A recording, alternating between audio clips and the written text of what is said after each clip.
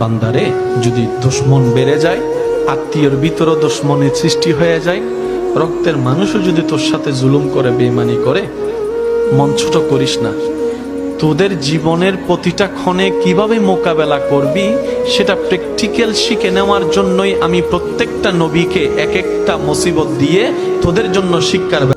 আমি অবশ্যই তোমাদেরকে পরীক্ষা করব, ভয় দিয়ে, ক্ষুধা দিয়ে, সন্তানের ইন্তেকাল দিয়ে, ফসলের ক্ষতি দিয়ে, সম্পদের ক্ষতি দিয়ে আমি পরীক্ষা করব।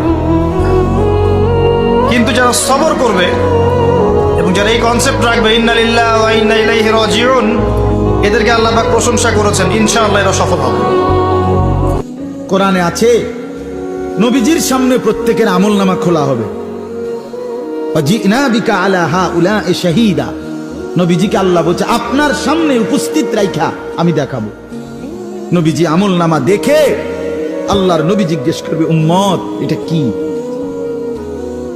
উম্মত দিনের পর দিন ফজরের নামাজ কোথায়, জোহরের নামাজ কোথায়? উম্মত 30 বছরের ব্যবসার মধ্যে একটা হালাল নাই।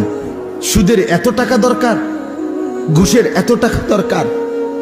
উম্মত যৌবনের পুরাটা সময় মোবাইল দেখে, ছবি দেখে, নাচ গান দেখে, উলঙ্গ দৃশ্য দেখে নষ্ট করে ফেলেছ।